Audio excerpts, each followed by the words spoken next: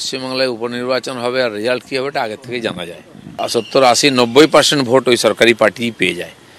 তো সেজন্য এর নতুন কিছু চিন্তা ছিল না। একটা সিট আমাদের ছিল মাদারিহাট, যেটা সেটা আমরা লড়াই দিয়েছি, আশা ছিল যে একটু ভালো রেজাল্ট হবে, সেটা হয়নি। এর আগে 4টে সিট আমরা হারলাম, সেখানে আমাদের জেতা সিট ছিল, সেখানে অনেক বেশি ফারাক ছিল।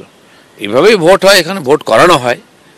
সরকার, তার পুলিশ, তার প্রশাসন, গুন্ডা, লোকে ভয়ে ভোট দিতে যায় না। সীতাইতে আমি গেছিলাম, ওরা বলছিল ভোট দিতে পারবো তো, আমরা বেরোবো কি না। তো এই ধরনের প্রশ্ন থাকে বলে একতরফা ভোট হয়। জন বার্লা মাদারিহাটের যিনি অন্যতম মুখ, আলিপুরদুয়ারের সাংসদ আগে ছিলেন, তার অনেক আক্ষেপ রয়েছে সংগঠনে। তিনি রাজনীতিতে আক্ষেপ থাকেই সবার, আমারও থাকতে পারে আক্ষেপ। আমাকে টিকিট অন্য জায়গায় দেওয়া হয়েছে, ওনাকে টিকিট দেওয়া হয়নি, মন্ত্রী ছিলেন। তো স্বাভাবিক মনে সবার কিছু ক্ষোভ বিক্ষোভ থাকেই, কিন্তু যে পার্টির নেতা বানিয়েছে সেই পার্টির স্বার্থ তো সর্বোপরি। জন বার্লা ফ্যাক্টর নেই, ফ্যাক্টর হচ্ছে বিজেপি। মেদিনীপুরে কখনো আমরা বিধানসভা জিতিনি, একবারে লিড পেয়েছিলাম যখন আমি এমপি জিতেছিলাম 19 সালে, তখনই মেদিনীপুরে আমরা লিড পেয়েছিলাম। তারপরে বিধানসভায়ও লিড পাইনি, লোকসভায় এবারেও লিড পাইনি, সেটা আমাদের সিট ছিল না। হ্যাঁ, সেখানকার কর্মীরা লড়াই করেছেন সবাই। পার্টিতে এই ধরনের রেজাল্ট হলে, লোকসভাতে আমাদের রেজাল্ট ভালো হয়নি, বা ইলেকশনও ভালো হচ্ছে না, অবশ্যই পার্টির মধ্যে চিন্তন মন্থন হওয়া উচিত যে পার্টির কাজ করার পদ্ধতি, নির্বাচন লড়ার পদ্ধতি ইত্যাদি পাল্টানোর দরকার আছে, কি করা উচিত সেটা চিন্তাভাবনা হওয়া উচিত পার্টির মধ্যে, তার মধ্যে পরিবর্তন হওয়া উচিত। আমাদের এখন পার্টিতে নতুন করে মেম্বারশিপ চলছে, তারপরে পার্টির সাংগঠনিক রদবদল হবে, আর তারপরে নতুন করে 26-এ ইলেকশন নিয়ে আমরা লড়াই শুরু করব, তার প্রস্তুতি হবে। পার্টিতে যারা সংগঠন দেখছেন, সিদ্ধান্ত নিচ্ছেন, তারা ভাববেন আমাকে পার্টি যে কায়দায় আমি ঘুরি, আমাকে নির্বাচন প্রচারে যেখানে যেতে বলা হয়েছিল গেছি, আমাকে সাংগঠনিক সদস্যতা অভিযানে যে যে জেলায় যেতে বলা হচ্ছে, বা কেন্দ্র থেকে ত্রিপুরায় যেতে বলা হচ্ছে, আমি সেটাই করছি। এটাই পদ্ধতি আমাদের।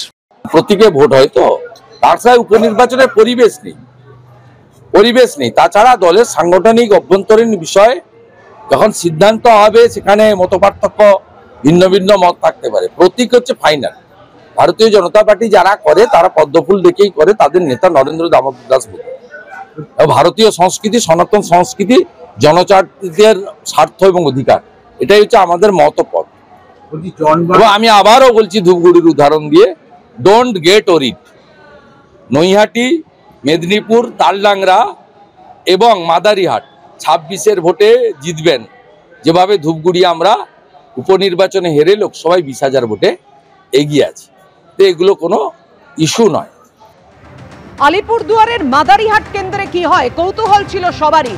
সেখানেই প্রথমবার এতদিন পর্যন্ত সেখানে তৃণমূল একেবারে সেখানে সভা পর্যন্ত বসাতে পারেনি, সেখানে জোড়া ফুল ফুটলো কার্যত বিজেপিকে ধরাশায়ী করে। সেই মাদারিহাটের থেকে এই ফল নিয়ে কি বলেছেন জন বার্লা, রাখবো আপনাদের সাথে।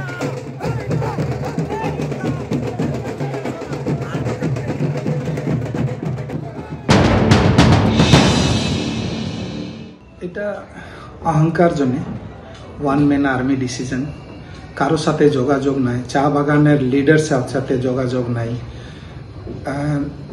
ডিস্ট্রিক্ট জলপাইগুড়ি হোক চাই আলিপুর হোক, এই ডিস্ট্রিক্ট চা বাগান লিডারশিপকে দিয়ে চলে না, তাই জন্যে এটা ফল ভুগতে হচ্ছে।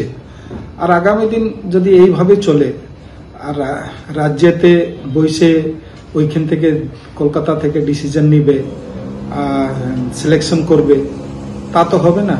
গ্রাউন্ড রিয়েলিটিটা জানতে হবে।